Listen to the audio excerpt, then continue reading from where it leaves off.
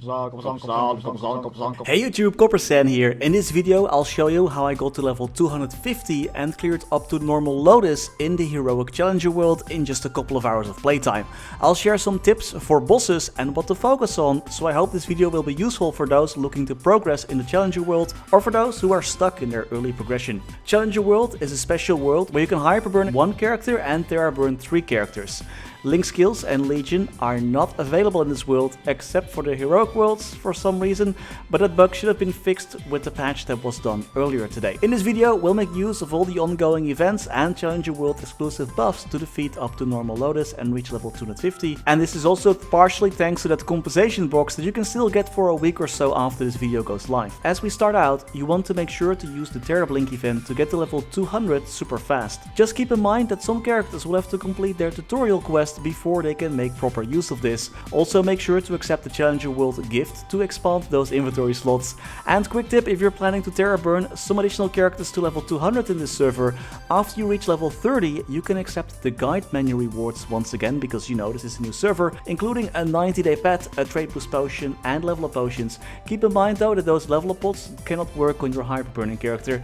The title that you get from the level 30 reward is tradable in your account and gives bonus EXP, so that's super useful early on those Terra burning characters. At level 101 or a bit higher, you know, if you're just focusing on Terra blinking, make sure to start the current events. Event overview video link in the description. One thing that I didn't realize earlier though was that you can only claim either coins or rewards with the daily check-in. I gotta say that most items that you can get are pretty worth it though, except for most cosmetic stuff that you get like at the 3rd day of every week.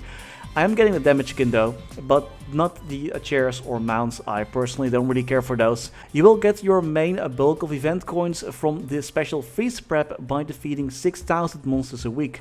And we're going to kill 2,000 monsters ASAP so we can get our first prep, so we can get those 1,000 coins. Make sure to also get that Pendant of the Spirit, you can't go wrong with that one. For my event buffs I went with EXP obtained and boss monster damage and bonus EXP from daily quest in the Arcane River. By the way, look at that AFK EXP going, man, what the heck, I leveled up already. Then simply keep Terra blinking to level 200. If you're an explorer or any other class that doesn't get their emblem automatically, make sure to complete the relevant quest to claim your emblem. Complete the 5th job advancement, enjoy some new Arcane River cutscenes, and complete the quest where you have to defeat one happy era by smashing all your 5th job skills at the same time. Once you claim your level 200 rewards and get a trade boost potion, make sure to first use it on the charm stat so you can unlock your pocket slot. In Challenger World you will also get a box with boss accessories, super useful, a level 10 symbol, nice, and a bunch of node stones. Open those too. Make sure to also start the item burning event, and for those explorers, heroes use two-handed axes, paladins use two-handed blunt weapons, and dark knights use spears.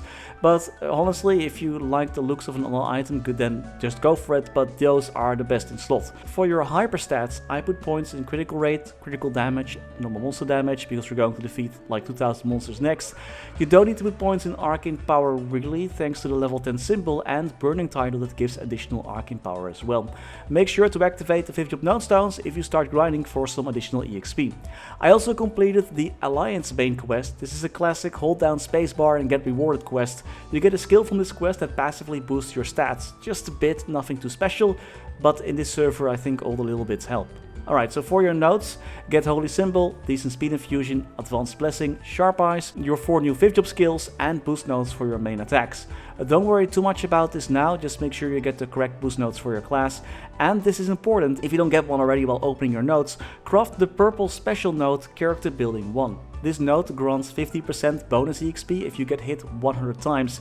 It will help you level up a bit faster. Also, if you can't find the correct boost node, you can always craft your own custom node by assembling some useless nodes. And just as a reminder, make sure to claim those guide menu rewards on your hyperburner if you want to, or save them for later. I AFK'd a bit in the event map before I start doing my dailies and already reached level 205 after like a little bit of AFKing. This AFK XP is crazy at this point. I did my Vanishing Journey daily quest in the Hidden Research Train and grinded just a few minutes more to hit level 210. Now we can get even more reward from the burning event, including an event ring. All 3 rings have the exact same stats, just make sure to pick one that you don't have yet. Completing the Choo Choo daily quest and hunting a bit more, I finally killed 2,000 monsters. Now we can put our plan in motion. I buy 5 strawberry farm tickets from the event store, and with those 5 runs we can reach level 225.5. Also quick tip, you will always have 100% critical rate and some other buffs inside the strawberry farm. So you can use a different tab in your hyperstat window to just drop everything in EXP for a smaller EXP buff. Make sure to claim all your burning event rewards afterwards. I thankfully already completed most Arcane River quests on this account, so I could just skip the story and go to the next area each time. And of course, make sure to keep enhancing your node slots and keep applying new nodes as more slots unlock. At this point, I also rerolled my inner ability to +1 attack speed. Finally got lucky there. I think that's what paladins need, if I remember that correctly. I settled for item and meso drop rate on my second and third lines, just to get more node stones while grinding and a bit more mesos. If you're hungry for additional rewards, don't forget about the summer guide event and scoop up those additional rewards as well. After this, I simply did the Latchel and Arcana daily quest, and I grinded for the remainder of 30 minutes to finish up my triple XP card. And with that, and just a little bit after the XP card expired, I hit level 230 and I completed the Morass daily. Next, we're going to hold spacebar again and complete the Collector's Request quest. This unlocks a damage increasing potion and an additional life potion, which will be super useful for our next objective, which is defeating Chaos Cocoon. Make sure to craft the special purple node Boss Slayer 2 for some additional boss damage during your boss fights. Keep in mind you can only equip one special node at a time. Switch up your hyperstats to critical rate, critical damage, ignore defense, boss damage, and then let's cook this boss. I didn't even use the additional life potion because, paladins never die.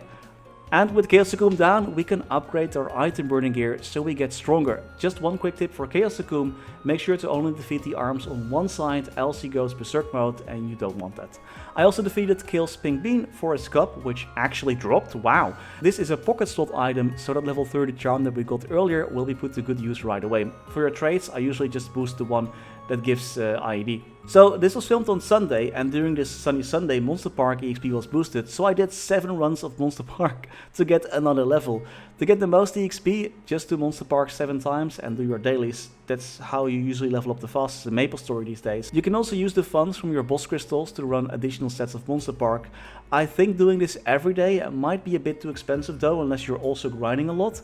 You will need your mesos for cubing and star forcing your items. So for now, I will only run Monster Park 7 times a day on Sunday when the EXP is boosted. Next, I did my Esfera daily quest and grinded again for just over 30 minutes in Beneath the Spirit Tree to get to level 240. At the time of this video, we still have a week to claim the compensation box from the 1-day emergency maintenance.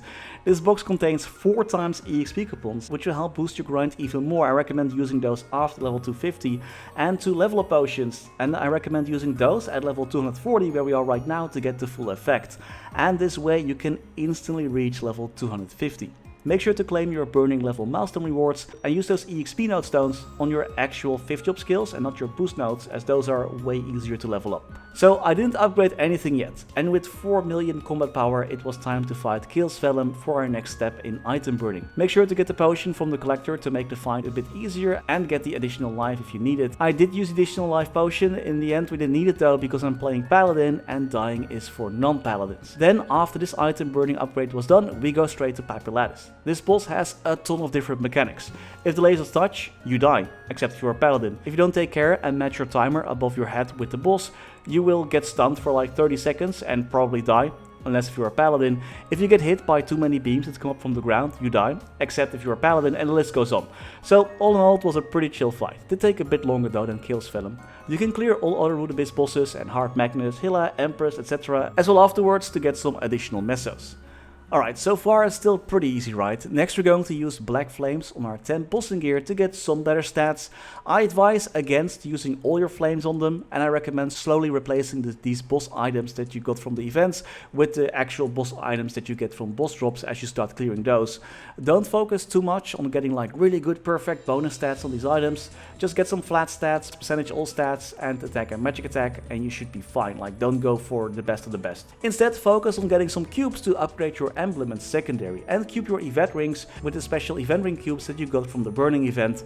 Your emblem and secondary can get attack, magic attack, ignore defense, and your secondary can also get boss damage, which are all very powerful stats that we will need for our next challenge. I actually got pretty unlucky and rolled a ton of magic attack.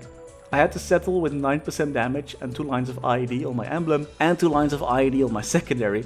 Not great, but I was running low on funds, so I decided to, just leave it there. Next we can use and abuse an intended feature from the Challenger world.